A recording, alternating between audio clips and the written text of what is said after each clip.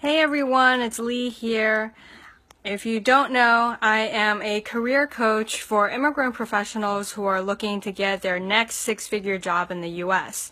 Now, I wanted to bring up the topic of $500,000 for a green card today because some of my clients' parents are under this program where if you invest $500,000 in a, I think, a regional center or area where they need more employment, the U.S. government will give them a green card in exchange for investment in the U.S. And the ideal scenario, actually the requirement, is that you create 10 jobs and you are able to have some sort of a record of sustainable growth over the next 2 years.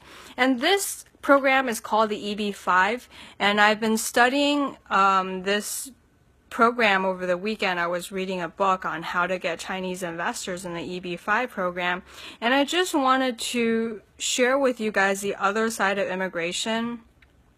Hey Gillette.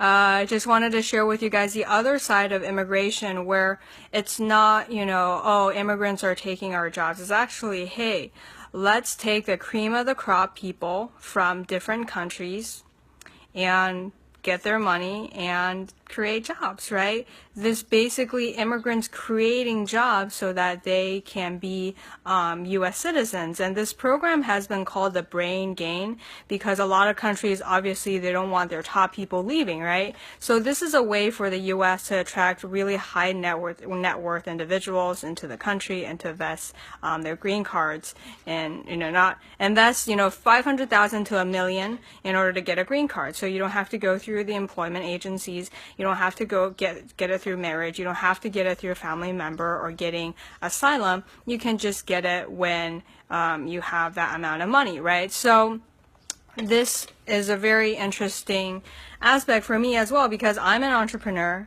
I've been doing this, not my first rodeo, 2 years now. I've done, TOEFL teaching, English teaching, Chinese teaching, setting up a store on eBay that went to bronze level bestseller status, setting up Etsy stores.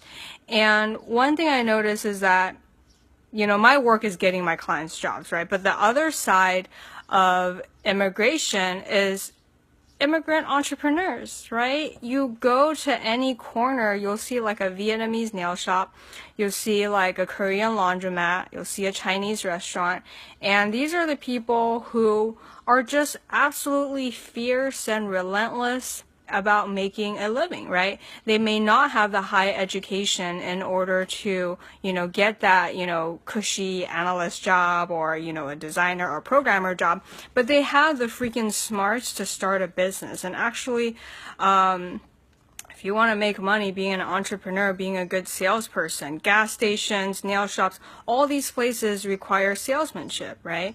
And one thing that I really noticed from immigrants is that, I love you guys so much because I am one. I don't believe in just defining yourself because, oh, you're born Chinese, so you're Chinese, or you're born a woman, you only hang out with women.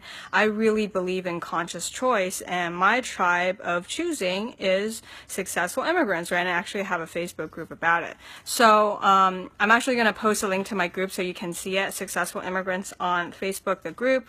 And I just wanted to share with you guys, like, there are other sides of immigration than just immigrants taking our jobs. Actually, this program creates jobs. And, because of the rise of China, there's so many Chinese people trying to get through the program. And some of my clients, their parents are putting them through that program, so they can get citizenship. Nicholas, all right, start a label. Are you referring to the green card through investment option? Yes, definitely, because I want you guys to know immigrants are not just freaking here to take your jobs. We do the jobs that you don't want to do, but also there are really well-to-do immigrants as well. People tend to forget that side of the coin. And not to say that they're better. I'm just saying that why is it, we say that people who are of a certain race are migrants, right? And, if you're not white, you're never going to be called an expat. And, immigrant, they just have this connotation, but I just feel that it's time for every one of us to know what's possible. If anything, I hope that there's more people increase through the program because these investors, they built like real real like shopping centers. Orange County Shopping Center was funded by them. There's like, different projects in Maryland. There's like a whole 100-page list from the book that I was reading. So I just want you guys to know that maybe you'll be working for an immigrant one day, but maybe, right? So, and if you are an immigrant, there's always ways to get into the U.S. If you're in Canada, actually, I think the process is much easier.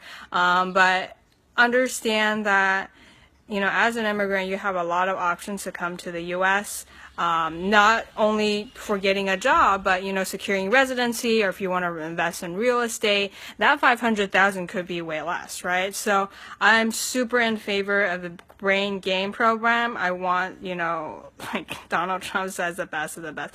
I agree. Thomas Edison's family migrated to the U.S. from Britain. Yeah, exactly. So I think obviously different people are, have different ways of being, but in general, I've found that people who take the risk to uproot themselves and go to a new country, they've been proven to be really good entrepreneurs because, only a crazy person would do that. But guess what? It takes crazy to create a good business, right? It takes crazy to keep going when everybody else around you thinks that you're insane. It takes crazy to see an idea through, even if it's not going. But those are the people who actually succeed, right? So I'm just going to invite you guys to the Successful Immigrant, the Facebook group, because the conversation is going there. So click down below. I'll put up a link there, and I will